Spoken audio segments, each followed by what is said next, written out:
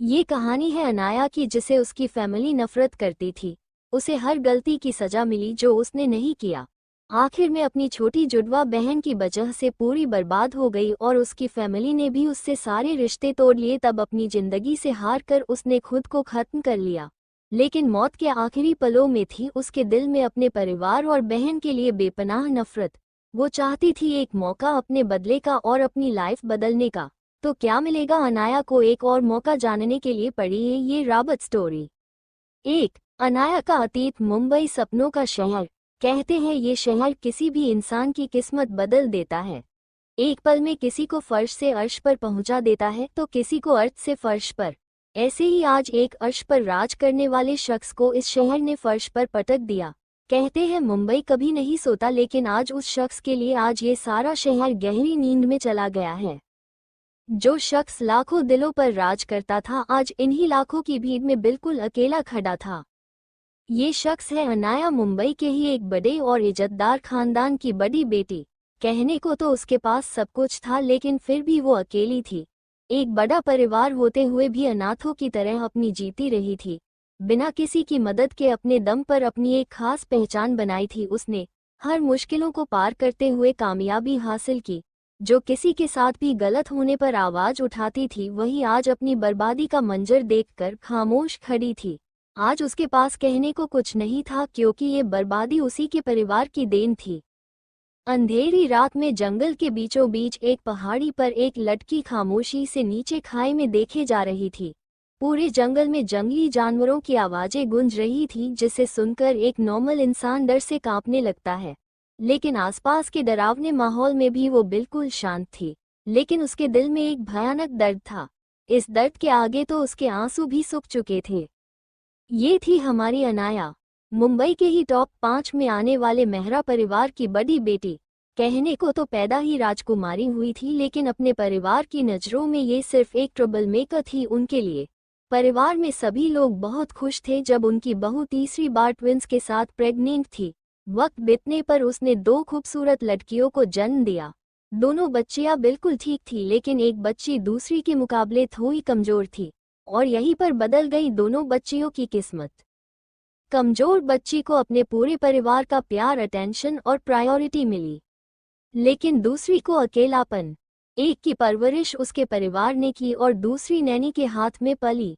जहां शनाया के लिए उसका पूरा परिवार था, लेकिन अनाया के लिए सिर्फ उसके दादू। वक्त के साथ साथ ये दूरी और बढ़ती गई। दादू जब भी अपने परिवार से अनाया को भी शनाया जितनी अटेंशन देने का कहते थे, तो सब ये कहकर टाल देते थे कि अनाया बिल्कुल ठीक है, लेकिन शनाया कमजोर, उसे परिवार की जरूरत अनाया से ज्यादा है। दादू भी कहते कहते हार गए, लेकिन अनाया के हालात नहीं बदले। धीरे धीरे वक्त बीतता गया और दोनों लड़कियां बड़ी होती गई। शनाया परिवार की राजकुमारी थी, उसे अपने परिवार के अटेंशन की आदत थी। वो अनाया को खुद से नीचे देखने लगी। वही अनाया अपने परिवार के प्यार को तरसती। सब लोगों को शनाया को प्यार और अटेंशन देते देख उसके दिल में भी प्यार की चाहत थी। इसलिए वो सब कुछ करती जिससे उसका परिवार उसे भी शनाया जैसा प्यार करे, लेकिन सब बेकार जाता, क्योंकि उसकी कोशिशें देखकर शनाया को उससे इनसिक्योरिटी महसूस होने लगी। उसे लगने लगा कि अनाया ये सब करके उसकी फैमिली, उनका प्यार और अटेंशन सब उससे छीनने की कोशिश कर रही है, इसलिए वो उसकी हर मेहनत बर्बाद कर देती थी। गलतियां शनाया करने लगी और इल्जाम अनाया पर डाल देती। सभी को अनाया से ज्यादा शनाया पर विश्वास था, इसलिए बिना अनाया की बात सुने उसे दोषी मान लिया जाता और सजा दी जाती। दादू रोकने की कोशिश करते तो उसके अच्छे भविष्य के लिए अभी से जिम्मेदार बनाना पड़ेगा कहकर उन्हें चुप करा देते। धीरे धीरे वक्त बीतने के साथ मेहरा परिवार में अनाया के हालात और बिगड़ते गए। अब तो आए दिन बिना किसी गलती के उसे सजा दी जाती। दादू भी बीमार रहने लगे, इसलिए वो भी उसके लिए ज्यादा कुछ नहीं कर पाते थे, बस मजबूर होकर अपनी पोती को तकलीफ में देख सकते थे। कहने को तो परिवार के बड़े थे, लेकिन अब परिवार की सारी बागडोर उनके बेटे के हाथ में थी, इसलिए वो भी ज्यादा कुछ नहीं कह पाते थे। लेकिन परिवार के प्यार को तरसती अनाया आज भी इस उम्मीद में कोशिश करती रहती थी कि कभी तो उसका परिवार उसे अपनाएगा। दादू भी उसकी उम्मीद तोड़ने की कोशिश नहीं करते थे, लेकिन एक दिन उसकी सारी उम्मीद टूट गई। वो 12 साल की थी तभी मेहरा हाउस में एंट्री हुई तरुण की, जो उसके बड़े भाई का दोस्त था। वो छुट्टियों में मुंबई घूमने आया था। अपने हंसमुख स्वभाव की वजह से मेहरा हाउस में सभी लोग उसे पसंद करते थे, खासकर शनाया। वो अपनी टीनेज में थी, इसलिए वो उसकी तरफ अट्रैक्ट हो गई। तरुण उसका सीक्रेट क्रश भी था। वो ज्यादा वक्त उसके साथ बिताती थी। उसका साथ उसे अच्छा लगता था, लेकिन तरुण की नजरें हमेशा अनाया पर होती थी। उम्र के साथ साथ अनाया की खूबसूरती और निखरती जा रही थी, जिससे तरुण उसकी तरफ अट्रैक्ट हो रहा था। भले ही अनाया टीनेज थी, लेकिन तरुण 20 साल का था और अपने परिवार के लाड प्यार में बिगड़ चुका था। अनाया को पाने का लालच उसकी आंखों में साफ नजर आता था। मेहरा परिवार में अनाया के हालात देखकर उसे समझ आ गया था कि उन्हें उसकी कोई फिक्र नहीं थी। वो अनाया का फायदा आराम से उठा सकता था। इन सब से दूर अनाया अपने परिवार को खुश करने में बिजी थी। उस बेचारी को तो इस बात का ख्याल तक नहीं था कि उस पर किसी की गंदी नजरें पड़ चुकी हैं, जो आगे चलकर उसकी किस्मत ही बदल देगी। एक दिन मेहरा हाउस में कोई नहीं था। दादाजी को हार्ट अटैक आया था, इसलिए सब उन्हें हॉस्पिटल लेकर गए थे। अनाया घर में अकेली थी। कोई उसे साथ लेकर नहीं गया, ये कहकर कि वो सिर्फ उनकी मुसीबत बढ़ाएगी। वो अपने दादू के लिए परेशान रो रही थी, लेकिन सब उसके आंसुओं को नजरअंदाज करके चले गए। सर्वेंट भी अपना काम खत्म करके सर्वेंट क्वार्टर चले गए थे। इस वक्त अनाया बड़े से मेंशन में अकेले हॉल की जमीन पर बैठे रो रही थी। वहीं ऊपर के फ्लोर पर खड़ा तरुण उसे ही देख रहा था। आज मौका अच्छा था अनाया के करीब जाने का, इसलिए वो अनाया के पास आकर उसे बहला फुसला के अपने कमरे में ले गया और उसके साथ जबरदस्ती करने लगा। 12 साल की मासूम अनाया को भले ही उसकी नीयत समझ न आई हो, लेकिन उसके तट से गंदा महसूस होने लगा। वो खुद को बचाने की कोशिश करने लगी, लेकिन तरुण उम्र और ताकत दोनों में उससे ज्यादा था। लेकिन हार ना मानते हुए बेड के पास रखे जग को उठाते हुए अनाया ने उसके सिर पर दे मारा। जग कांच का था, जो उसके सिर पर लगते ही टूट गया और कुछ कांच के टुकड़े उसके सिर में लग गए, जिसमें से खून निकलने लगा। तरुण अपने सिर पर हाथ रखकर दर्द महसूस कर रहा था। तभी अनाया, जो ये सब देखकर डर गई थी, भागते हुए कमरे से निकल गई और हॉल में आ गई। वो बेसुध सी दौड़ाते हुए दरवाजे तक पहुंची ही थी कि किसी से टकराकर गिर गई। गिरने से वो होश में आई और सामने देखा तो उसका पूरा परिवार खड़ा था और वो अपने पापा से टकराई थी। अपने पापा को देखकर जल्दी से उसने गले लग गई। दादाजी को एसिडिटी का प्रॉब्लम हुआ था और अब वो बिल्कुल ठीक थे, इसलिए उन्हें उनके केयर टेकर के हवाले करके सभी लोग घर आ गए। अनाया को रोते देख उसकी मां ने रोने की वजह पूछी और वो कुछ कहती कि तभी पीछे से अपने सिर को संभालते हुए तरुण आ गया। सबने उसकी चोट देखकर पूछा कि चोट कैसे लगी। वही सबको अचानक देखकर पहले तो वो थोड़ा घबरा गया, फिर खुद को शांत करके बताया कि आज जब घर में कोई नहीं था तो अनाया उसके करीब आने की कोशिश करने लगी और उसके मना करने पर उसका सिर फोड़कर भाग गई और आपके सामने रोने का नाटक करने लगी। ये सुनकर सब लोग गुस्से में आ गए। शनाया, जो अनाया की खूबसूरती की वजह से पहले से ही उससे जलती थी, जब उसे पता चला कि अनाया ने तरुण के करीब जाने की कोशिश की तो उससे नफरत करने लगी। उसने तरुण की बात को सच करते हुए सबको बताया कि अनाया को वो पहले से ही पसंद था, इसलिए कई बार वो उससे लड़ी भी है तरुण को लेकर। सबको शनाया और तरुण की बात सुनकर उन पर यकीन हो गया, इसलिए अनाया को बिना किसी गलती के सजा दी। उसके पापा ने पहली बार उस पर हाथ भी उठाया। उसने कितनी ही कोशिश की अपनी सफाई देने की, लेकिन किसी ने उसकी नहीं सुनी और उसे हॉस्टल भेज दिया। 2 दिन बाद दादाजी हॉस्पिटल से ठीक होकर घर आए तो उन्हें सारी सच्चाई पता चली। उन्होंने अनाया पर विश्वास न करने के लिए सबको डांट लगाई और अनाया को हॉस्टल से वापस लेकर आ गए। लेकिन इस हादसे ने अनाया की मासूमियत को मार दिया था। वो मन ही मन मान चुकी थी कि उसका कोई परिवार नहीं है सिवाय दादाजी के। अब वो अपना पूरा वक्त अपनी पढ़ाई में बिताती या फिर दादाजी के साथ। अब उसे उसके परिवार से कोई मतलब नहीं रहा था। वक्त के साथ वो एंटरटेनमेंट इंडस्ट्री का उभरता सितारा बन चुकी थी। कम उम्र से ही उसने शोबीज में काम करना शुरू कर दिया था और अब एक बेहतरीन एक्ट्रेस थी।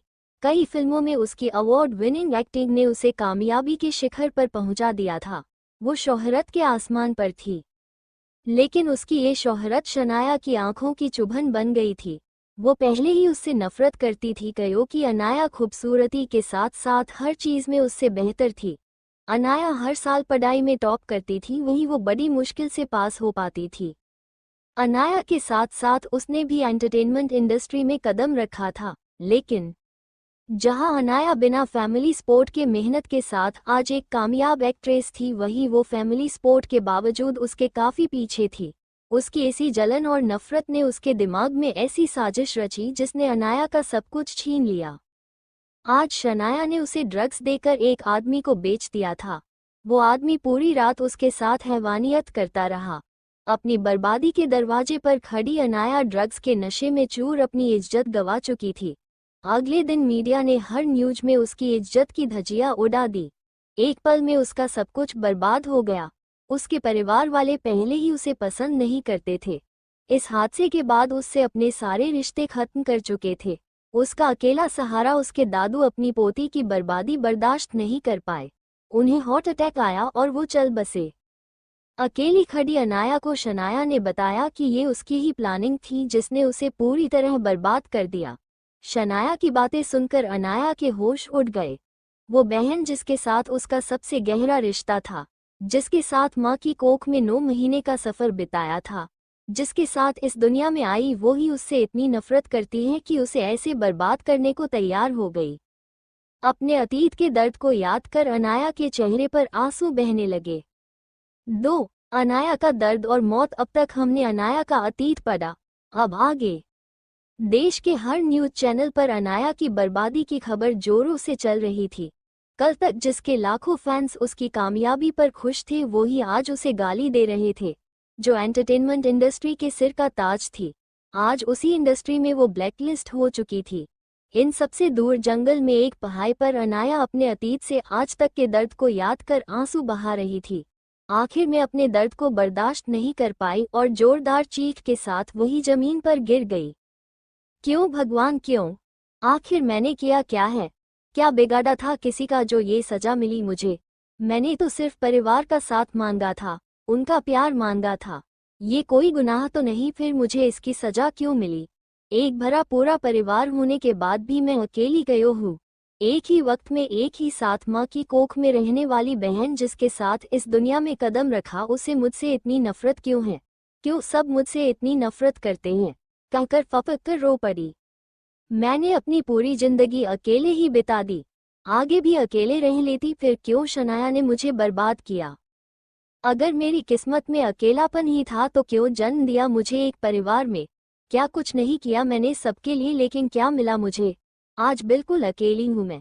कौन सुनेगा मेरी? किससे कहूँ मेरा रेप हुआ है? लेकिन मेरे पास माँ नहीं है जो मुझे संभाले, बाप नहीं है जो मुझे हिम्मत दे, भाई नहीं है जो कहे मेरे साथ गलत करने वालों को सजा दे। आज सब उसके प्रोटेक्टर बने बैठे हैं जिसने मुझे बर्बाद किया। कोई नहीं है मेरे पास, कोई नहीं है। बस एक दादू ही थे मेरे, लेकिन वो भी आपसे देखा नहीं गया और छीन लिया मुझसे। कहकर आसमान की तरफ देखकर, मुझे सिर्फ अपने परिवार से शिकायत नहीं है, भगवान आपसे भी है। सच्चे दिल से पूजा है मैंने आपको, आपने जो दिया उसे लिया। चाहे कितने ही गम और तकलीफ मिली, मैंने आपको नहीं छोड़ा। हर हाल में आपको पूजा, आप पर विश्वास किया, लेकिन आज आपने भी मुझे छोड़ दिया। क्यों कयो, क्यों भगवान कयो? कहकर रो पड़ी। आज उसकी आवाज में जो दर्द था उससे पूरी सृष्टि कांप उठी। आसमान भी उसके दर्द में रो पड़ा। बारिश में भीगती हुई आसमान की तरफ देखकर बोली, आज आसमान को भी मुझ पर दया आ गई। देखिए कैसे रो पड़ा है, लेकिन आपको मुझ पर दया नहीं आती। अगर परिवार के होते हुए भी मुझे अनाथों का जीवन जीना था तो मुझे अनाथ क्यों नहीं बनाया? परिवार का लालच देकर मेहता परिवार में क्यों भेज दिया? अपने आंसू पोंछने हुए बोली, बस बहुत हुआ रोना, अब नहीं रोऊंगी मैं, बल्कि वो लोग रोएंगे जो मेरी बर्बादी की वजह हैं। आज मैं अनाया जिसने अपने पूरे दिल से आपको पूजा है, आपको माना है और आप पर विश्वास रखा है, तो सुनिए आज मेरी नहीं आपकी परीक्षा है।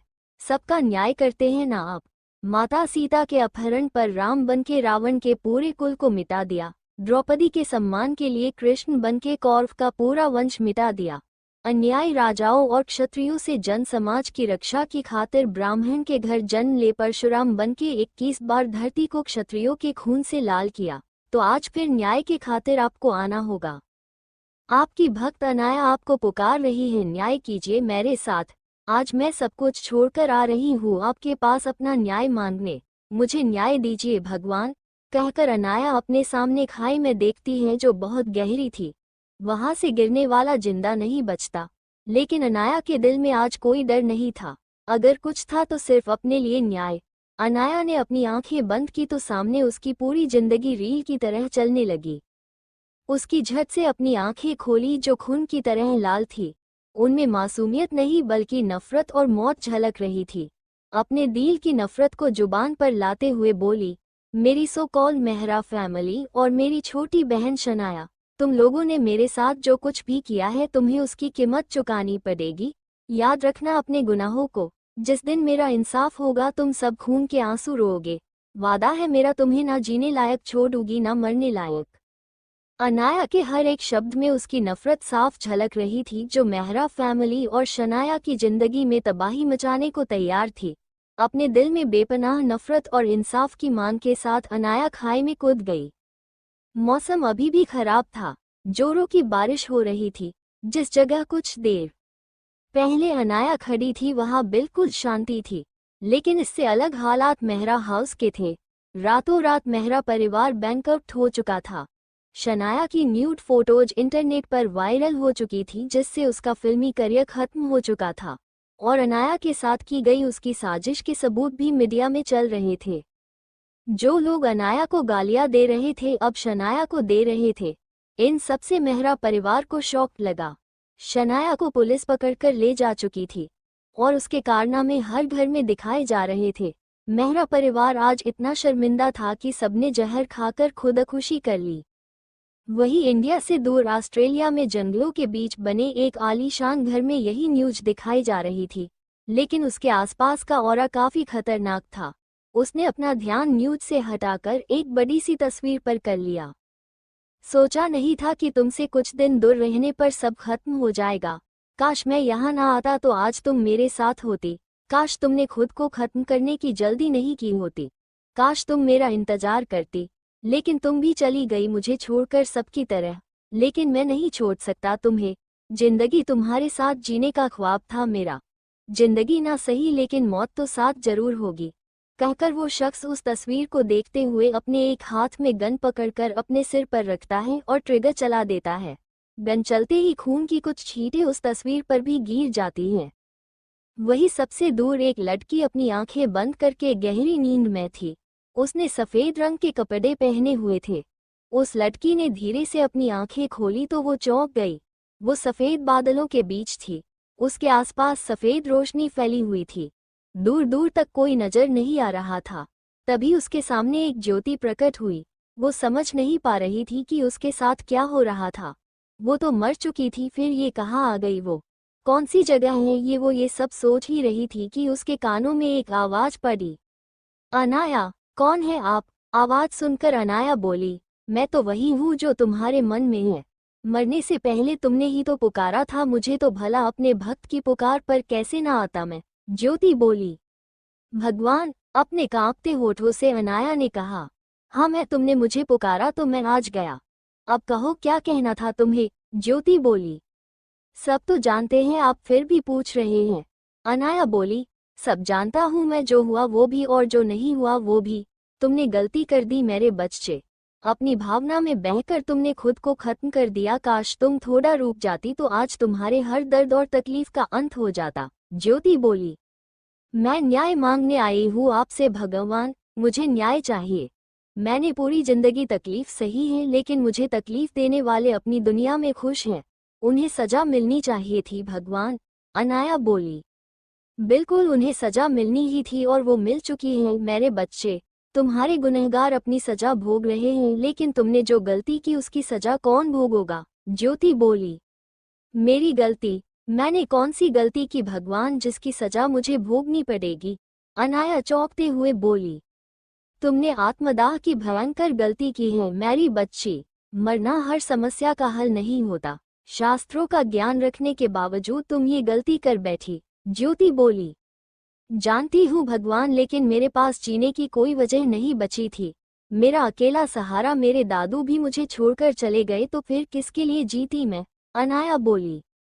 उसके लिए जो सिर्फ तुम्हारे सहारे जी रहा था, जिसने आज तुम्हारे साथ साथ खुद को भी मिटा दिया, जिसकी जिंदगी में बहुत पहले ही तुम जुट चुकी थी लेकिन तुम्हें एहसास भी नहीं हुआ। ज्योति बोली। मैं कुछ समझी नहीं भगवान। अनाया बोली। तुमने अपनी पूरी जिंदगी उन लोगों के पीछे बिता दी जिन्हें तुम्हारी कद्र नहीं थी। उनकी वजह से तुमने अपनी जान तक दे दी, लेकिन क्या तुमने एक बार भी उन सबके बारे में सोचा जो सच में तुम्हारी परवाह करते हैं, जो तुम्हारी याद में दुखी होकर आंसू बहा रहे हैं? छोड़ आई उन्हें इस मतलबी दुनिया में अकेला। ज्योति बोली। ज्योति की बातें सुनकर अनाया को आत्मग्लानि होने लगी। सच ही तो कहा था भगवान ने, उसने अपने दुख और स्वार्थ के चक्कर में अपनों को दुखी किया है। वो हाथ जोड़कर घुटनों के बल बैठकर बोली, मुझे माफ कर दीजिए भगवान, आप सच कह रहे हैं, मैंने झूठे रिश्तों के चक्कर में सच्चे रिश्तों को दुखी किया है। आप जो भी सजा देंगे मंजूर है मुझे। सजा तो तुम्हें जरूर मिलेगी अनाया, और तुम्हारी सजा है कि तुम्हें अपने साथ साथ सबकी जिंदगी संवारने हैं। तुम्हें तुम्हारी जिंदगी वापस लौटाई जा रही है। याद रखना, ये जिंदगी बदले के लिए नहीं बल्कि अपने साथ साथ दूसरों की लाइफ बदलने के लिए मिल रही है। तुम्हारी जिंदगी सिर्फ तुम्हारी नहीं होगी बल्कि कई लोगों की अमानत होगी। तुम्हें एक लंबा सफर तय करना है जिसमें इस सफर का साथी भी मिलेगा। मेरा आशीर्वाद है तुम्हें, तुम एक आदर्श बनोगी सबके लिए। कहकर वो ज्योति गायब हो गई। धीरे धीरे अंधेरा छाने लगा और अचानक ही अनाया ने अपनी आंखें खोल कर दी। 3 लौट आई अनाया, और नया सफर अब तक हमने पढ़ा कि अनाया अपनी जान दे देती है और उसके गुनहगारों को सजा भी मिल जाती है। अब आगे। अनाया अचानक अपनी आंखें खोलती है तो वो खुद को मेहरा हाउस में अपने कमरे में पाती है। अपने कमरे को देखकर उसे ज्योति की बात याद आती है।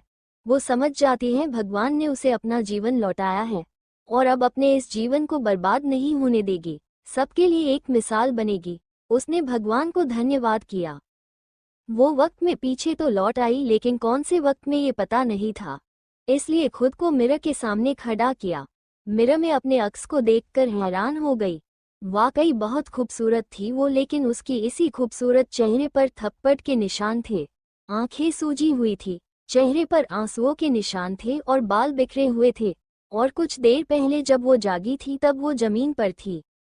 वो समझ गई कि वो उस वक्त में लौट आई है जब उसकी बर्बादी की शुरुआत हुई थी।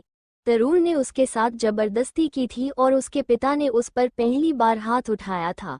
कल उसे हॉस्टल भेजा जाएगा, मतलब उसके पास केवल आज की रात है। अगर आज वो यहाँ से नहीं गई तो फिर कभी नहीं जा पाएगी। एक बार उसने अपने चेहरे पर बने थप्पड़ के निशान पर हाथ फेरकर अनाया बोली, मिस्टर राजीव मेहरा, आज तक आपने केवल एक ही बेटी को प्यार दिया और उसकी केयर की है, लेकिन आज के बाद अब से आपकी एक ही बेटी रहेगी। ये निशान आपके परिवार से मेरे रिश्ते की अर्थी है जिसे मैंने धोया है, लेकिन अब नहीं। अब से अनाया अपने लिए जिएगी, उनके लिए जिएगी जो अनाया के सच्चे रिश्ते हैं। अब रिश्तों के पीछे नहीं भागूगी बल्कि अपने नए रिश्ते बनाओगी, कहकर पलट जाती हैं। अलमारी से कुछ कपड़े, जरूरी सामान, कुछ पैसे और अपने सारे डॉक्यूमेंट और सर्टिफिकेट की फाइल निकालकर एक छोटे से बैग में डाल दी। फिर अपने कमरे से बाहर निकलकर हॉल में आई जहां चारों तरफ शांति थी। ये शांति उसकी जिंदगी में तूफान आने के बाद कई थी। सब अपने अपने कमरे में चैन की नींद सो रहे थे। वो कड़वाहट से मुस्कुराई और मेंशन के बाहर निकल गई। सभी बॉडीगार्ड से छिपते हुए सर्वेंट क्वार्टर तक पहुंची और एक रूम का दरवाजा खटखटाया। कुछ देर बाद एक 40 साल की औरत ने दरवाजा खोला और सामने अनाया को देखकर चौंक गई। एक नज़र चारों तरफ घुमाकर जल्दी से अनाया को अंदर ले आई और छोटे से पलंग पर बिठाकर बोली, अनु बेबी, आप यहाँ क्या कर रहे हो? इतनी रात को अगर किसी ने आपको यहाँ देख लिया तो सब गुस्सा करेंगे। सविता माँ, मैं जानती हूँ कि आपको मेरी चिंता है, लेकिन अब अगर मैं यहाँ रही तो इन सब लोगों की वजह से बेमौत मारी जाओगी, अनाया बोली। लेकिन वो आपके माता पिता हैं, उन्हें छोड़कर आप कहाँ जा सकती हैं? वैसे भी आप यहाँ सुरक्षित हैं, सविता परेशानी से बोली। आज के हालात देखकर भी आपको यकीन है इस बात पर? अनाया ने करवाहट से कहा तो सविता की आंखों में नमी छा गई और उसने अपना सिर झुकाए लिया। रोइए मत सविता माँ, भगवान सब देख रहा है। हर किसी को अपने कर्मों का फल भोगना पड़ेगा, लेकिन मेरा अभी जाना ही जरूरी है। अगर आज मैं यहाँ से नहीं गई तो फिर कभी यहाँ से निकल नहीं पाओगी। अपने अच्छे भविष्य के लिए मुझे ये करना ही पड़ेगा, अनाया ने उन्हें समझाया। बड़े साहब कैसे रहेंगे आपके बिना? सविता जी बोली। जाने से पहले मैं दादाजी से मिलने जाऊंगी, अनाया ने कहा। सविता जी ने कुछ नहीं कहा। अनाया उनसे मिलकर पीछे के रास्ते से मेहरा हाउस के बाहर आ गई। कुछ दूर जाने के बाद उसने पलकर देखा और मेहरा हाउस को देखते हुए बोली, मेरी आज़ादी और तुम सबकी बर्बादी मुबारक हो, कहकर पलट गई और आगे बढ़ गई। कुछ दूरी पर जाकर एक रिक्शा ली और लाइफ केयर हॉस्पिटल चली गई। रात के 1 बजे एक रिक्शा लाइफ केयर हॉस्पिटल के आगे आकर रुकी। उसमें से अनाया बाहर निकली और हॉस्पिटल के अंदर चली गई। कुछ देर बाद अनाया एक रूम के अंदर आई। बेड पर एक 60 साल के बुजुर्ग आदमी सो रहे थे, जिन्हें देखकर अनाया की आंखें नम पड़ गई। बिस्तर पर लेटे शख्स उसके दादाजी विशंभर मेहता थे, उसकी लाइफ के सबसे बड़े प्रोजेक्ट। उन्होंने हर वक्त हर समय उसे हर मुसीबत से प्रोटेक्ट किया था, लेकिन पिछली जिंदगी में उसे प्रोटेक्ट न कर पाने का सदमा बर्दाश्त नहीं कर पाए और हार्ट अटैक से उनकी मौत हो गई। वो धीमे कदमों से उनके पास आई और उनके हाथ को पकड़कर वहीं बैठ गई। उसके आंसू उनके हाथों पर गिरने लगे। अपने पास किसी को महसूस कर दादाजी ने आंखें खोली। सामने अपनी लाडली पोती को देखकर खुश हो गए, लेकिन उसके बहते आंसू को देखकर पैनिक करने लगे। लेकिन अनाया ने उन्हें संभाल लिया। अनाया अपने दादू से अपने मन की हर बात शेयर करती थी, इसलिए कुछ ना छुपाते हुए उन्हें सब कुछ बताया। अपने घर छोड़ने के फैसले के बारे में भी। दादाजी भी समझ चुके थे कि अब उनके हाथ में कुछ नहीं है, इसलिए उन्होंने भी अनाया को जाने की परमिशन दे दी, लेकिन इस शर्त पर कि वो हमेशा उनके कांटेक्ट में रहेगी। अनाया ने भी उनकी बात मान ली और उन्हें गले मिलकर निकल पड़ी अपने नए सफर की ओर। रात के अंधेरे में 12 साल की एक लड़की सुनसान सड़कों पर चली जा रही थी। न कोई मंजिल थी, न कोई ठिकाना। उसकी राहें उसे किस ओर ले जाएगी ये भी पता नहीं था। पता था तो बस इतना कि उसका रास्ता काफी लंबा है, उसे अभी काफी चलना पड़ेगा। उसने एक रिक्शा रोकी और एयरपोर्ट की तरफ चल पड़ी। सुबह के वक्त देहरादून के एयरपोर्ट पर एक 12 साल की लड़की निकलती है।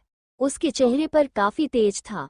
ये लड़की कोई और नहीं अनाया थी, जो अपने नए सफर की तलाश में देहरादून आई थी, लेकिन इस बात से अनजान कि ये शहर उसकी दुनिया बदल देगा। वो एयरपोर्ट से बाहर आई तो उसकी नज़र मीडिया पर पड़ी। वो देहरादून अपनी दूसरी फेमस पेंटर नाया की पहचान के साथ आई थी, जिसे आज तक किसी ने नहीं देखा था। वो जानती थी ये मीडिया उसके लिए आए हैं, इसलिए उसने खुद को मास्क और हुडी की केप से छिपा लिया और दूसरी तरफ से बाहर निकल गई। वो एक टैक्सी में बैठकर एक होटल की तरफ चली गई। कुछ देर बाद अनाया अपने होटल रूम में बैठी अपने सामने बैठी 25 साल की लड़की को घूर रही थी, जो अपना पेट पके हंसी जा रही थी। वो लड़की फेमस पेंटर नाया यानी उसकी एजेंट थी, जो उसकी बनाए पेंटिंग्स को आर्ट गैलरी तक पहुंचाती थी। देखा तो उसने भी नाया को नहीं था, इसलिए अपने सामने बैठी 12 साल की लड़की को खुद को नाया कहते देख हंस पड़ी। उसे लग रहा था कि नाया उसके साथ मजाक करने के लिए अपनी छोटी बहन को उसके सामने नाया बनाकर लाई है। अनाया उसकी हालत समझ सकती थी, इसलिए उसे हंसने से नहीं रोका, लेकिन अब उसका हंसना उसे इरिटेट करने लगा था। वो चिल्लाते हुए बोली, माही अब हंसना बंद करो और सच्चाई एक्सेप्ट करो, मैं ही नाया हूँ और तुम्हारी बॉस भी। उसकी बात सुनकर माही ने अपना हंसना बंद कर दिया और सीरियस होते हुए बोली, देखो बेटा, अब ये ज्यादा हो रहा है। तुम्हारे मजाक पर मैं बहुत हंस चुकी हूँ, इसलिए अपना नाटक खत्म करो और अपनी बहन को बुलाओ। उसकी बात सुनकर अनाया ने कुछ नहीं कहा और अपने बैग में हाथ डालकर कुछ निकाला और माही के सामने रख दिया। उस चीज को देखते ही माही चौंक गई। वो एक स्पेशल सील थी जो सिर्फ नाया अपनी पेंटिंग्स में यूज करती थी। वो कुछ कहती तभी अनाया की आवाज सुनाई पड़ी, मैं मानती हूँ मेरा फेमस पेंटर नाया होना तुम्हें मुश्किल लगता है, क्योंकि मैं सिर्फ 12 साल की हूँ, लेकिन यही सच है। चाहे तो तुम्हें सभी प्रूफ दिखा सकती हूँ जो मेरी सच्चाई साबित कर सकती हैं। उसकी बातें और कॉन्फिडेंस को देखकर माही आखिरकार मान ही गई कि वो ही नाया थी। भले ही उसकी उम्र कम थी, लेकिन काबिलियत उम्र की मोहताज नहीं होती। माही का खुद पर यकीन देखकर अनाया ने उसे अपनी जिंदगी के बारे में सब बता दिया। माही को वो अपनी बड़ी बहन मानती थी, क्योंकि पिछले जन्म में उसने उसकी बहुत केयर की थी। माही का स्वभाव हंसमुख था, लेकिन एक हादसे ने उसकी पूरी जिंदगी बदल दी। अनाया को इस जिंदगी में माही को भी बचाना था। कुछ देर बात करने के बाद माही ने अनाया के लिए अपने नाम से एक घर रेंट पर ले लिया, ताकि अनाया बिना किसी परेशानी के वहां रह सके। माही की मदद से अनाया ने अपना पेंटर का करियर आगे बढ़ाने लगी, साथ ही घर से ही अपनी स्टडीज करने लगी। वो पहले से ही काफी इंटेलिजेंट थी। अपनी पिछली स्कूल लाइफ में भी वो एक टॉप की स्टूडेंट थी। उसे अपनी पूरी पढ़ाई याद थी, इसलिए वो बस एक बार रिवीजन करती थी और सिर्फ एग्जाम देने ही स्कूल जाती थी। उसकी काबिलियत देखकर माही भी हैरान थी, लेकिन उसे उस पर गर्व भी होता था। ऐसे ही 6 महीने बीत गए। 4 अनाया ने बचाया अनजान शख्स को। अब तक हमने पढ़ा अनाया अपने पुनर्जन्म के बाद अपने सफर की ओर निकल पड़ती है। अब आगे। अनाया ने माही के साथ मिलकर अपने पेंटिंग करियर को आगे बढ़ाया था। वो महीने ने सिर्फ एक पेंटिंग बनाती जो लाखों में बिकती। ऐसे ही वो अपनी लाइफ में आगे बढ़ती जा रही थी। वही दूसरी ओर मेहरा हाउस में शांति थी। कहने को सभी लोग मौजूद थे वहां, लेकिन फिर भी ऐसा लगता कि कोई ना हो। अनाया के घर छूने के बाद से ही सब गिल्ट में थे। उसे खोजने की कोशिश कर रहे थे, लेकिन अनाया अब उनकी पहुंच से बाहर थी। फ्लैशबैक। अनाया के जाने के अगले दिन सभी परिवार के लोग डाइनिंग टेबल पर मौजूद थे, अनाया को छोड़कर। तरुण भी पके जाने के डर से रात को ही अपने घर चला गया था। राजीव मेहरा ने ब्रेकफास्ट के वक्त नोटिस किया कि अनाया वहां मौजूद नहीं थी। उन्होंने एक सर्वेंट को उसे बुलाने भेजा। सर्वेंट जाता उससे पहले ही सविता आगे आई और बोली, साहब, अनु बेटा कल रात को घर छोड़कर जा चुकी हैं और आपके लिए ये चिट्ठी छोड़ी है, कहकर एक लेटर राजीव जी के सामने रख दिया। ये बात सुनकर राजीव जी सदमे में थे। वो कुछ नहीं बोले, बस उस लेटर को घुने लगे। वही हाल अनाया के दोनों भाइयों की था। शायद उन्होंने उम्मीद नहीं की थी कि अनाया ऐसा कदम उठा सकती है। शनाया के चेहरे पर खुशी थी अनाया से जीतने की, लेकिन पल्लवी जी सविता की बात सुनकर भड़क उठी और बोली, उसकी हिम्मत कैसे हुई घर छोड़कर जाने की। कल जो घटिया हरकत की वो कम थी जो बाहर जाकर अय्याशियों पर उतर आई। पल्लवी जी की बात सुनकर सविता को बहुत गुस्सा आया उन पर। कैसी माँ थी वो जो अपनी कोख जाए बेटी पर इतना गंदा इल्जाम लगा रही थी। कुछ और ना सही उसकी उम्र तो देखती वो सिर्फ 12 साल की बच्ची है जो अभी तो ठीक से बड़ी भी नहीं हुई थी, लेकिन वह उन्हें कुछ नहीं बोल सकती थी क्योंकि वो सिर्फ एक नौकर थी। वही राजीव जी उनकी बातों से होश में आए और वो लेटर पढ़ने लगे। हेलो मिस्टर मेहरा, सरप्राइज मत होइए कि आज मैंने आपको डैड क्यों नहीं कहा। शायद आप भूल गए होंगे कि आपने ही ये मुझसे छीन लिया था। क्या ये कोई बड़ी बात नहीं है?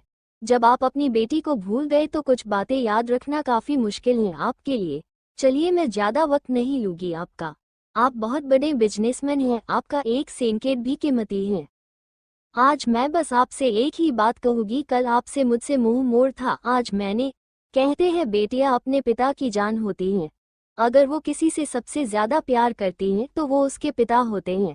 सच ही कहते हैं, वाकई आप एक बहुत अच्छे पिता हैं शनाया के और अपने बेटों के भी, और यही तो परिवार है आपका। लेकिन इन सब में मैं कहीं भी नहीं हूँ। कहने को तो मेहरा परिवार की बेटी हूँ, लेकिन मुझे कभी ऐसा महसूस नहीं हुआ। अगर मैं सच ना जानती तो मुझे भी यही लगता कि मैं आपकी सगी बेटी नहीं हूँ। इस घर में मैंने 12 साल बिताए हैं, लेकिन इन सालों में कभी भी मुझे परिवार का प्यार नसीब नहीं हुआ। माँ क्या होती है मैं नहीं जानती, क्योंकि मुझे कभी वो ममता और प्यार भरा आंचल नहीं मिला। पिता क्या होता है मैं भी नहीं जानती, क्योंकि कभी किसी ने मेरे सिर पर हाथ रखकर ये नहीं कहा, डरो मत बेटा मैं तुम्हारे साथ हूँ। और न ही मुझे पता है कि भाई क्या होते हैं, क्योंकि मुझे दुनिया की बुराइयों से बचाने की किसी ने कोशिश ही नहीं की। आप हमेशा कहते थे ना मुझसे, मैं शनाया की बड़ी बहन हूँ, मुझे समझदारी से काम लेना चाहिए, क्योंकि मैं भी बस वही चाहती थी जो शनाया को मिला। लेकिन आज तक मैं समझ नहीं पाई कि मुझे कैसी समझदारी दिखानी है। शायद आप भूल गए थे, इसलिए आपको बताना फर्ज है मेरा। मैं शनाया से बड़ी जरूर थी, लेकिन सिर्फ 1 मिनट। हम दोनों जुड़वा थे, एक साथ इस दुनिया में आए थे। सब कुछ तो हमारा एक साथ था, लेकिन 1 मिनट छोटी होने पर शनाया को उसका बचपन नसीब हुआ। आप सबका प्यार नसीब हुआ, लेकिन मुझे आपकी नज़र से समझदारी 1 मिनट पहले पैदा होने के कारण मैं समझदार हूँ। लेकिन जो बच्चा अभी जन्मा है वो समझदार कैसे हो सकता है जो ठीक से अपने माँ बाप को ना पहचानता हो। मुझे तो आपकी गोद तक नसीब नहीं हुई। खैर, आपकी बातें मैं नहीं समझ सकती क्योंकि अभी भी मैं 12 साल की बच्ची ही हूँ। आपसे बस इतना कहूंगी कि आप एक बहुत अच्छे पति हैं मिसेज नेस्टर आदित्य। अनंत अच्छे हैं, लेकिन सिर्फ मिस्टर पल्लवी मेहरा के पिता भी बहुत अच्छे हैं और शनाया के, लेकिन मेरे लिए आप कुछ नहीं हैं। मैं आप सबसे दूर जा रही हूँ अपनी जिंदगी के नए सफर की ओर। जब तक आपको ये चिट्ठी मिलेगी मैं बहुत दूर जा चुकी होगी। वैसे तो मैं जानती हूँ आपको मेरी कोई परवाह नहीं है, इसलिए आप मुझे ढूंढने नहीं आएंगे। और गलती से भी मुझे ढूंढने आए तो इसका मतलब आपका गिल्ट नहीं ईगो होगा। मेरे इस तरह घर छोड़ने पर आपके ईगो को चोट जो पहुंची है, लेकिन आप कभी मुझे ढूंढ नहीं पाएंगे। मैं कहाँ हूँ, कैसे गई, ये सारे सबूत मिटा चुकी हूँ। मैं अपनी जिंदगी में आगे बढ़ चुकी हूँ, उम्मीद है आप सब भी बढ़ेंगे। अब हम कभी नहीं मिलेंगे। अगर गलती से हम एक दूसरे के सामने आए तो मुझे नज़रअंदाज ही कीजिएगा, क्योंकि मुझे आपके होने ना होने से कोई फर्क नहीं पड़ेगा। बिना किसी शिकायत के आप सबकी दुनिया से बहुत दूर जा रही हूँ, क्योंकि चुनने का हक सबको होता है। आपने शनाया को चुना और मैंने आप सबसे दूर जाना। और दादाजी की चिंता मत कीजिए, वो मेरे हर फैसले में मेरे साथ हैं। आखिरी बार अलविदा, आपकी कभी ना बन सकी बेटी अनाया। चिट्ठी के खत्म होते ही वहां सन्नाटा छा गया। किसी को भी यकीन नहीं हो रहा था इस बात पर कि अनाया हमेशा के लिए उन सबको छोड़कर जा चुकी है। आज जाकर उन्हें अनाया का दर्द समझ आया और अपनी गलती भी। शनाया के लिए उन्होंने अनाया को छोड़ दिया, जबकि वो भी उतनी ही छोटी थी जितनी शनाया। लेकिन उन्होंने सिर्फ शनाया को प्यार दिया और अनाया को नौकरों के हवाले छोड़ दिया। कैसे वो बच्ची उनके पास प्यार की तलाश में आती थी और वो शनाया के आगे उसे भूल जाते थे। माता पिता को देखकर भाइयों ने भी अनाया से दूर होना शुरू कर दिया था। सच ही तो कहा था उसने, हम सब भूल चुके थे कि उनकी एक और बेटी और बहन भी थी। शनाया सिंगल नहीं थी बल्कि अनाया की जुड़वा थी। लेकिन शनाया के आगे उन्होंने कुछ देखा ही नहीं। आज तो पल्लवी जी को भी अपनी गलती का एहसास हो रहा था। कुछ देर बाद उसे किसी कार के पहिए के तेज घसीटने की आवाज सुनाई पड़ी। अनाया वहीं खड़ी हो गई और पलट कर देखा। एक ब्लैक कार तेज स्पीड से उसकी तरफ आ रही है। कार की स्पीड और उसके बैलेंस को देखकर अनाया को समझते देर नहीं लगी कि कार का ड्राइवर कार पर से अपना कंट्रोल खो चुका है। कुछ ही देर में वो कार एक पेड़ से जाकर टकराई। इस टक्कर की आवाज बहुत तेज थी।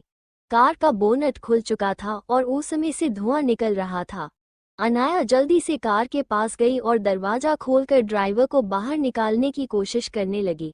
कार में एक 35-40 की उम्र का आदमी खून से लथपथ स्टीयरिंग पर अपने सिर को टिकाए खुद को होश में रखने की कोशिश कर रहा था। दरवाजा खुलने की आवाज सुनकर अपनी अधखुली आंखों से उसने वहां देखा। एक 10-12 साल की लड़की उसे जगाने की और कार से बाहर निकालने की कोशिश कर रही थी। वो उसे कुछ कह भी रही थी, लेकिन वो अभी कुछ भी कहने और सुनने की हालत में नहीं था।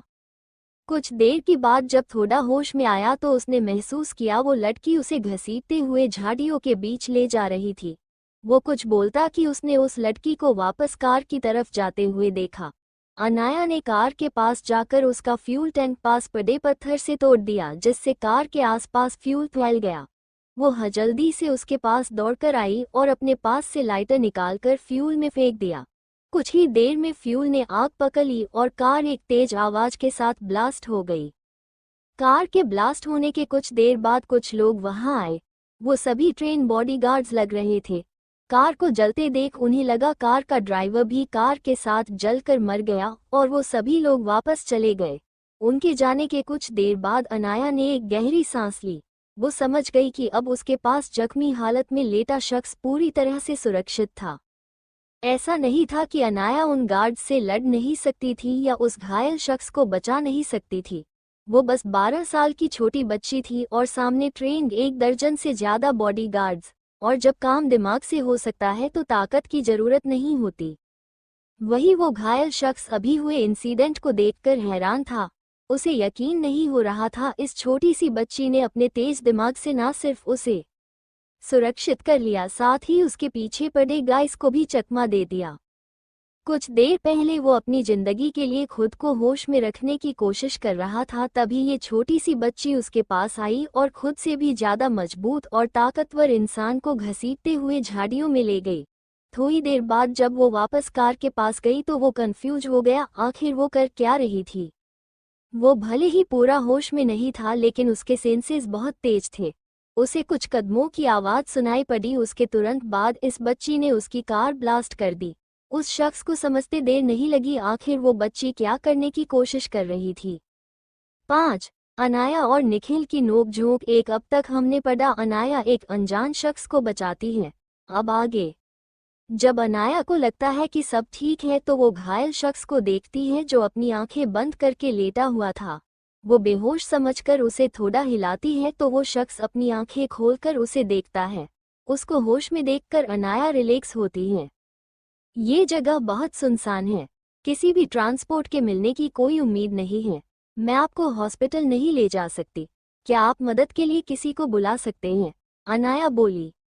कुछ देर पहले मैंने अपने आदमियों को मैसेज भेज दिया था, वो आते ही होंगे, घायल शख्स ने धीमी आवाज में कहा। उसकी धीमी पड़ती सांसों को देखकर अनाया ने उसे बोलने से मना किया। कुछ ही देर हुई होगी कि एक के बाद एक कई कारें उस जगह पर आके रुकी और उनमें से की बॉडीगार्ड्स बाहर आए।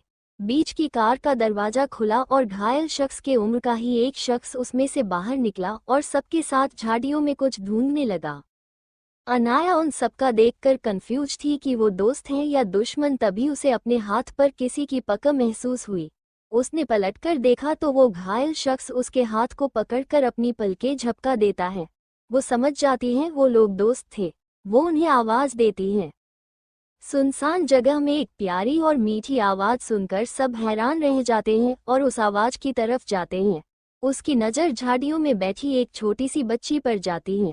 उसे वहां देखकर सब परेशान हो जाते हैं, आखिर कौन है ये बच्ची और इस वक्त इस सुनसान रास्ते पर क्या कर रही है। तभी उनका ध्यान अनाया की आवाज से टूटता है। क्या आप लोग इन्हें ढूंढ रहे हैं? अनाया कहती है। उसकी बात सुनकर गाइस के साथ खड़ा आदमी थोड़ा आगे आता है और झाड़ियों को हटाकर देखता है। घायल शख्स को देखकर वो आदमी उसके पास जाता है और पूछता है, वीरेन तुम ठीक हो? बदले में वो शख्स भी पलके झपकाकर हाँ कहता है। वो आदमी चैम्बर की सांस लेकर अपने बॉडीगार्ड्स की मदद से उसे कार में बैठाने की कोशिश करता है, लेकिन वो घायल शख्स अनाया का हाथ मजबूती से पकड़ लेता है और उस आदमी की तरफ देखता है। उस आदमी की नज़रों को समझकर वो दूसरा शख्स पलके झपका देता है, जिसे देख वो शख्स अनाया का हाथ छोड़ देता है और बॉडीगार्ड्स के साथ कार में बैठकर निकल जाता है। उसके जाते ही दूसरा शख्स अनाया को देखता है जो अपना हाथ मसलते हुए किसी सोच में गुम थी और उसका छोटा नाजुक हाथ लाल पड़ चुका था। जब उस शख्स ने उसका हाथ पकड़ा था तो उसे कुछ गलत नहीं लग रहा था, उल्टा उसे उसके पास प्रोटेक्टिव फीलिंग्स आ रही थी, जैसे वो उसे प्रोटेक्ट करना चाहता हो। अनाया का दिल गर्माहट से भर गया। पहली बार कोई उसे प्रोटेक्ट करने की कोशिश कर रहा था। उसने उसके हाथ से खुद को नहीं छुड़ाया। कुछ देर बाद जब उसे अपने हाथ में उसकी मजबूत पकड़ से दर्द हो रहा था, लेकिन वो कुछ नहीं बोली। लेकिन जब उसने उसका हाथ छोड़ा तो उसका दिल एक बार फिर ठंडा पड़ गया, जैसे ये शख्स भी उसे अकेला छोड़कर जा रहा है। उसे समझ नहीं आ रहा था कि एक अजनबी के लिए उसके मन में ऐसी फीलिंग क्यों है। वो अपनी ही सोच में गुम थी कि तभी एक शख्स उसके सामने आकर खड़ा हो गया। उसने नज़र उठाकर देखा तो ये वही शख्स था जो उस घायल शख्स को लेने आया था। तो क्या इसे उसके साथ नहीं जाना चाहिए था? वो शख्स कुछ देर पहले ही जा चुका है, तो फिर ये यहाँ क्या कर रहा है? ये सब सोचते हुए उसकी आईब्रो सिकुड़ गई थी। वो शख्स भी अनाया के सामने खड़ा उसके चेहरे पर आते जाते अनेक भावों को देख रहा था। वो समझ रहा था कि इस वक्त अनाया क्या सोच रही है। उसने जल्दी से उसका हाथ पकड़ा और कार में बैठा दिया और खुद भी कार में बैठ गया। उसके बैठते ही कार रवाना हो गई। दूसरी तरफ अनाया अपनी सोच में इस कदर गुम थी कि उसे पता ही नहीं चला कि कब वो कार में बैठी। खुद को कार में देख वो हैरान हो गई। कुछ देर में जब उसे समझ आया तो उसने अपनी आंखें कसकर बंद कर ली। थोड़ी देर बाद उसने आंखें खोली तो उसकी आंखें लाल खून सी लाल थी। उसे बहुत तेज गुस्सा आ रहा था। उसने अपने बाजू में सिर घुमाया तो एक 35 के आसपास का शख्स उसे देखकर मुस्कुरा रहा था। ये वही शख्स था जो उस घायल आदमी को लेने आया था, लेकिन अब उसका किडनैप करके ले जा रहा था। उसके चेहरे की स्माइल ने उसके गुस्से को और भड़का दिया। अनाया ने आवाज देखा ना ताव और उस इंसान पर झपट पड़ी। अब आलम ये था कि वो शख्स कार की सीट पर आधा लेटा था और अनाया उसके उस पर थोड़ा झुकी हुई थी और अपने छोटे से हाथ में उसकी गर्दन पकड़ रखी थी। वो शख्स भी अनाया की इस हरकत से हैरान था। उसकी नज़र में वो एक छोटी और प्यारी बच्ची थी जिसे प्यार से हैंडल करना था, लेकिन ये तो छोटी शेरनी निकली जिसने उस पर झपटा मारकर उसकी गर्दन पकड़ रखी थी। हालांकि उसके सामने वो अभी भी बच्ची ही थी। उसके पकड़ इतनी सी उम्र में भी काफ़ी मजबूत थी, लेकिन इतनी भी नहीं कि वो उसे चोट पहुंचा सके। वो अभी कुछ कहता कि उसे अनाया की आवाज़ सुनाई पड़ी। कौन हो तुम? और तुम्हारी हिम्मत कैसे हुई मुझे किडनैप करने की? तुम तो उस घायल शख्स को लेने आए थे ना, तो उसके साथ क्यों नहीं गए? उल्टा मुझे ही किडनैप कर रहे हो।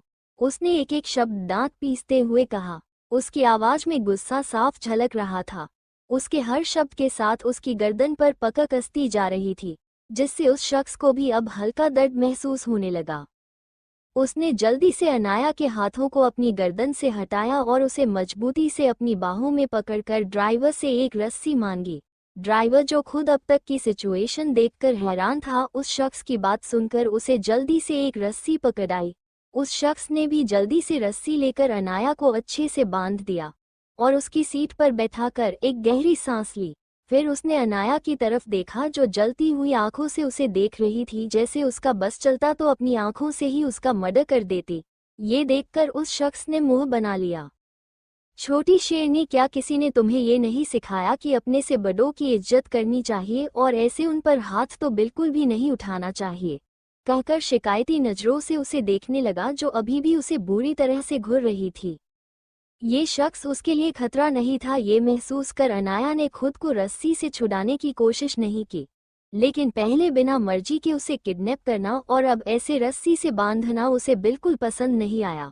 और ऊपर से ये शख्स उसे बेफिजूल की बकवास और शिकायत कर रहा था। उसके गुने को भी इग्नोर कर दिया। उसके ख्यालों से अनजान वो शख्स बोला, मैं तो वैसे ही तुम्हारे सारे सवालों का जवाब देने वाला था, तुम्हें इतना हाइपर होने की क्या जरूरत थी? खैर छोड़ो ये सब, मैं बताता हूँ कि तुम्हें ऐसे लाने का क्या मतलब था। वैसे तो मुझे पता है कि तुम अभी छोटी बच्ची हो, लेकिन अभी की तुम्हारी हरकत से मैं इतना तो समझ चुका हूँ कि अगर मैं तुम्हें नहीं बांधता तो हम जहाँ जा रहे हैं वहाँ मैं पक्का टूटी फूटी हालत में पहुँचता। इसलिए मेरा ऐसा करना जरूरी था। वैसे तो तुमने मुझ पर हाथ उठाया है, इसलिए मुझे तुमसे गुस्सा होना चाहिए और तुम्हें यही बीच रास्ते में छोड़ देना चाहिए। लेकिन मेरे दोस्त ने तुम्हें साथ लाने को कहा है। साथ ही मेरा दिल भी बहुत बड़ा है। मैं वहाँ सुनसान रास्ते पर नहीं छोड़ सकता था, इसलिए तुम्हें अपने साथ लाया हूँ। और अब तुम मेरे साथ हॉस्पिटल चल रही हो और जब तक मेरा दोस्त नहीं चाहता तब तक मैं तुम्हें कहीं नहीं जाने दे सकता। निखिल बिना अनाया की तरफ देखे अपनी धुन में बोले जा रहा था, जो उसकी लंबी चौड़ी बातों से परेशान होकर फ्रस्ट्रेट हो चुकी थी। उसका मन कर रहा था कि इस चलती फिरती बातों की दुकान का मुंह तोड़ दे। कब से बकवास किए जा रहा था, छोटे से सवाल के जवाब में पूरी स्पीच कह डाली। आगे बैठा ड्राइवर भी अपने बॉस की नॉनस्टॉप बातों से परेशान हो चुका था। उसका दिल चाह रहा था कि वो कार यहीं छोड़कर कहीं भाग जाए। उसने फ्रंट मिरर से पीछे की सीट पर बैठी अनाया को देखा, जो खुद भी परेशान थी। आज उसे अपने बॉस की जगह ये छोटी बच्ची ज्यादा समझदार लग रही थी। अनाया निखिल की बातों से परेशान हो चुकी थी। उसने जैसे तैसे खुद को रस्सी से छुड़ाया और निखिल के मुंह पर हाथ रख दिया। बस कितना बोलते हो तुम? खबरदार जो अब एक भी शब्द कहा तो अपने एक पंच को उसके सामने करते हुए बोली, मैं तुम्हारी ये बसीती ही तोड़ दूंगी। और मुझे कम मत समझना। मेरी ताकत का छोटा सा नमूना तुम्हारी गर्दन पर बने निशान है, देखना जरूर। तुम्हारी बकवास से मेरा सिर दुखने लगा है। कहकर उससे दूर अपनी सीट पर जाकर बैठ गई। अपने सिर को सीट पर टिकाकर अपनी आंखें बंद करके एक हाथ से अपना सिर मसलने लगी। वही उसकी इस हरकत को देखकर और उसकी धमकी को सुनकर निखिल हैरान रह गया। क्या उसकी पावर इतनी कम ही गई है कि एक छोटी सी बच्ची उसे धमका रही है? ये सोचकर उसका मुंह बन गया, लेकिन उसने उसे दोबारा धमकाने की हिम्मत नहीं की और चुपचाप अपनी सीट पर बैठकर मोबाइल चलाने लगा। वही आगे बैठा ड्राइवर अनाया को देवी की तरह देख रहा था। वो ये सोचकर खुश था कि आज उसके इस बड़बोले बॉस की किसी ने बोलती बंद कर दी थी, और वो भी एक छोटी बच्ची ने। कुछ देर बाद सारी कारें हॉस्पिटल की पार्किंग में पहुंची। उसमें से निखिल अनाया के साथ बाहर निकलकर लिफ्ट में चला गया। अनाया और निखिल की नोक-झोंक -2। अब तक हमने पढ़ा, अनाया ने जिस घायल इंसान को बचाया था उसके लोग आकर उसे ले जाते हैं। अनाया निखिल के हॉस्पिटल के अंदर आती है। इस वक्त ये निखिल उस निखिल से अलग लग रहा था जो कार में अपने बड़बोलेपन की वजह से उसका दिमाग खराब कर चुका था, बल्कि इस वक्त वो एक समझदार इंसान लग रहा था जो इस वक्त काफी सीरियस था। वो आगे चल रहा था, उसके पीछे अनाया। चारों तरफ से बॉडीगार्ड्स से घिरे वो एक वीवीआईपी फ्लो पर पहुंचे। उस फ्लो पर चारों तरफ बॉडीगार्ड्स फैले हुए थे। निखिल सीधा जाकर ऑपरेशन रूम के पास खड़े बॉडीगार्ड से कुछ पूछता है। उसका जवाब पाकर वो एक डॉक्टर को बुलाता है। एक डॉक्टर आती है तो उसे अनाया के पास ले जाता है। इस बच्ची का इलाज करो, ध्यान रखना उसे दर्द ना हो, कहकर अनाया को देखता है और पूछता है, वैसे तुमने अपना नाम नहीं बताया। ओह, तो आपको याद आ गया है कि आपको मेरा नाम भी पूछना था, अनाया ने सरकास्टिक वे में बोला। उसकी बात सुनकर वहां खड़े खड़े सभी बॉडीगार्ड्स और उस डॉक्टर की हंसी छूट गई, लेकिन अगले ही पल सबने खुद को कंट्रोल कर लिया, वरना सामने खड़ा उनका जल्लाद बॉस उन्हें बहुत बुरी सजा देता। अनाया की बात सुनकर निखिल का चेहरा काला पड़ गया। ये छोटी बच्ची जब से उससे मिली है या तो उसे धमकाते हैं या उसका मजाक उड़ाते हैं। वो बोला, देखो बच्ची, माना मैं तुम्हारे साथ सॉफ्ट हूँ, इसका मतलब ये नहीं कि तुम मेरा ऐसे मजाक बनाओगी। मेरे कहने भर की देरी है। ये जो बॉडीगार्ड्स देख रही हूँ, मेरे एक इशारे पर तुम्हें जंगल में छोड़ आएंगे, वो भी जंगली जानवरों के बीच। निखिल अनाया को डराते हुए बोला। लेकिन उसकी बात सुनकर अनाया उसे बिना भाव के देख रही थी। निखिल सोच में पड़ गया कि क्या उसकी बात का इस बच्ची पर कोई प्रभाव नहीं पड़ा। क्या उसे डर नहीं लगाता कि वो उसे सच में जंगल छोड़ आएगा। लेकिन निखिल को क्या पता, अपनी जिंदगी के बुरे अनुभव और एक बार मौत को गले लगाने के बाद अब सच में उसे किसी भी चीज का डर नहीं लगता। देखो, मैं कोई झूठ नहीं बोल रहा हूँ, मैं सच में तुम्हें जंगल में छोड़ सकता हूँ। अनाया का कोई जवाब न पाकर दोबारा उसे डराने की कोशिश करते हुए निखिल बोला। अपनी आईब्रोज ऊपर चाहते हुए अनाया ने कहा, क्या सच में ऐसा करने की हिम्मत है आपने? उसकी बात सुनकर निखिल गुस्से से उबलने लगा। ये लड़की बिना किसी डर के वाकई उसे भड़काने की हिम्मत कर सकती है। ऐसा नहीं था कि निखिल उस लड़की को चोट नहीं पहुंचा सकता था, वो बस किसी बेगुनाह को नुकसान नहीं पहुंचाने चाहता था, और ये लड़की बिल्कुल बेकसूर थी। ऊपर से जख्मी हालत में पड़े उसके दोस्त की प्रोटेक्शन में भी थी। एक बार को सब कुछ भूलकर भी वो इस लड़की को सजा भी दे दे, लेकिन जब उसके जल्लाद दोस्त को ये बात पता चलेगी तो उसकी सजा बहुत भयानक होगी। अपने जल्लाद बॉस को ऑफेंड करने का रिस्क नहीं ले सकता था वो, इसलिए डॉक्टर को उसे ट्रीट करने का कहकर बिना कुछ कहे ऑपरेशन रूम के बाहर जाकर चुपचाप खड़ा हो गया। उसकी बातों से वो समझ चुका था कि भले ही उसकी उम्र कम हो, लेकिन वो उसके दोस्त से कम हार्टलेस नहीं थी। लोगों के मुंह पर उनकी बेइज्जती कर देती है और उसे अपनी बेइज्जती कराने का कोई शौक नहीं था। अनाया भी बिना किसी बहस के डॉक्टर के साथ जाते हुए थोड़ी तेज आवाज में बोली ताकि निखिल सुन सके, अनाया नाम है मेरा। घायल शख्स को झाड़ियों में खींचने और पेट्रोल टैंक को पत्थर से तोड़ने पर उसे भी कुछ छोटी मोटी चोट लगी थी, जिसे उसने बिल्कुल नजरअंदाज कर दिया। लेकिन इस बड़बोले इंसान ने उसकी चोट को अनदेखा नहीं किया और डॉक्टर से उसे ट्रीट भी करवा रहा था। उसका दिल एक बार फिर गर्माहट से भर गया। आज वो दो अजनबियों से मिली, जिसमें से एक गंभीर रूप से घायल होने के बावजूद भी उसको प्रोटेक्ट कर रहा था, और दूसरा ये बेफिजूल बोलने वाला इंसान इतनी बहस करने के बाद भी उसका इलाज करवा रहा था। खून का रिश्ता न होने के बावजूद भी दोनों उसे सिक्योरिटी की भावना दे रहे थे, जो उसे उसके सगे रिश्तों ने भी आज तक नहीं दी। दोनों अजनबियों के बारे में सोचते हुए अनाया के चेहरे पर एक प्यारी मुस्कान खिल गई, जिसके बारे में उसे खुद खबर नहीं थी। उसकी ड्रेसिंग करने वाली डॉक्टर ने जब उसे मुस्कुराते हुए देखा तो वो भी मुस्कुरा उठी। उसके गाल पर हाथ रखकर बोली, बहुत प्यारी मुस्कुराहट है तुम्हारी, हमेशा ऐसे ही मुस्कुराती रहा करो। डॉक्टर की बात सुनकर वो होश में आई। खुद को मुस्कुराता पाकर उसकी हंसी जम गई। वापस अपने चेहरा को भावहीन बनाकर हल्का सा अपना सिर हिला दिया और बाहर चली गई। उसकी इस हरकत पर डॉक्टर भी कंफ्यूज हो गई, लेकिन अगले पल इसे इग्नोर करके अपने काम पर चली गई। अनाया जानती थी जब तक घायल शख्स को होश नहीं आएगा कोई भी उसे यहाँ से जाने नहीं देगा, इसलिए ऑपरेशन रूम के बाहर आकर किसी से बिना कुछ कहे वहीं रखी बेंच पर बैठ गई। अपने सिर को पीछे टिकाकर आंखें बंद कर ली। निखिल ने उसे देखा लेकिन इग्नोर कर दिया, क्योंकि उसके दोस्त की कंडीशन थोड़ी क्रिटिकल थी और ऑपरेशन भी काफी देर से चल रहा था। सुबह के 4 बजे ऑपरेशन रूम की लाइट ऑफ हो गई। ये देखकर निखिल भी सीधा खड़ा हो गया और डॉक्टर का इंतजार करने लगा। अनाया भी जाग चुकी थी और ऑपरेशन रूम के दरवाजे की तरफ अपनी भावहीन नजरों से देख रही थी। कुछ देर बाद सारे डॉक्टर बाहर आए।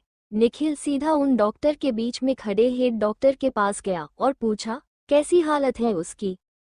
वो ठीक है, सारी बुलेट्स निकाल दी है, बस ब्लड थोड़ा ज्यादा बह जाने की वजह से थोड़ा कमजोर है, कुछ घंटों में होश आ जाएगा।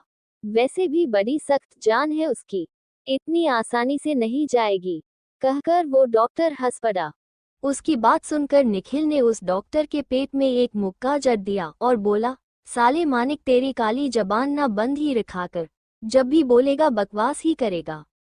वो डॉक्टर मानिक जो निखिल का दोस्त था पेट में दर्द की वजह से थोड़ा झुककर बोला, कमीने मैंने गलत क्या बोला जो मुझे मुक्का जड़ा दिया, और तुझसे तो कम ही बकवास करता हूँ, कहकर वापस उसकी पीठ पर मुक्का मार दिया, जिससे निखिल उसे खा जाने वाली नजरों से घूरने लगा।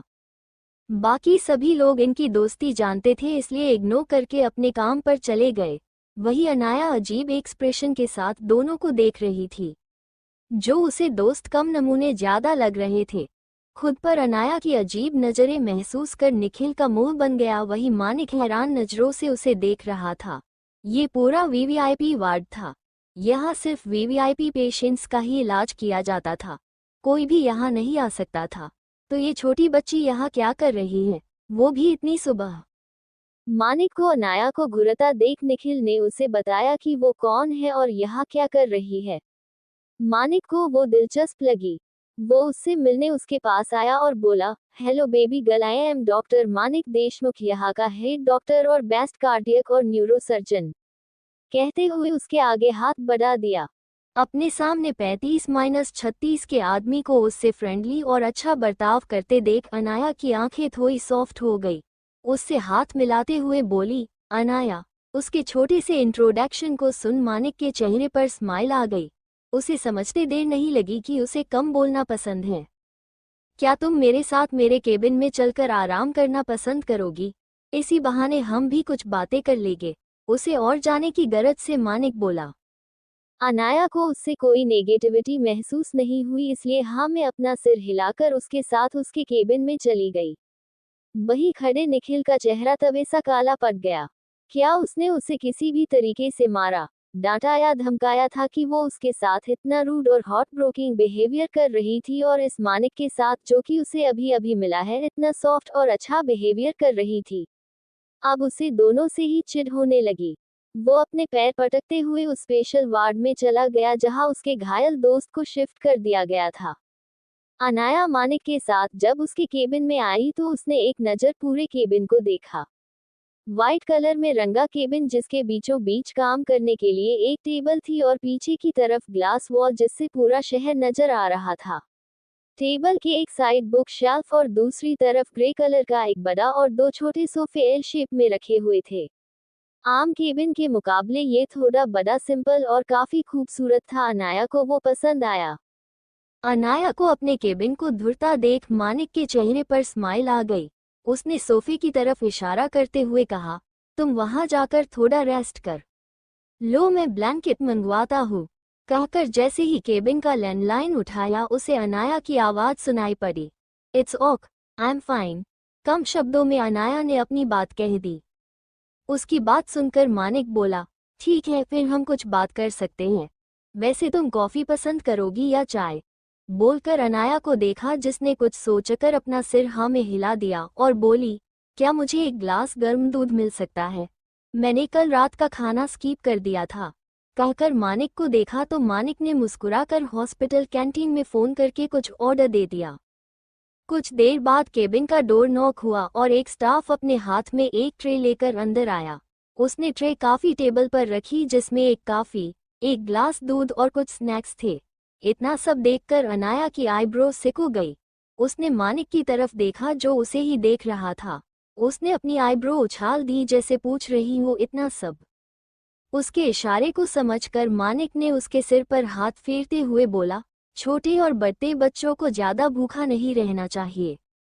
उसकी बात सुनकर अनाया चीख गई और उसके हाथ को अपने सिर से हटाकर बोली, I am not a child and stop treating me like a parents, कहकर दूध का ग्लास लेकर पीने लगी।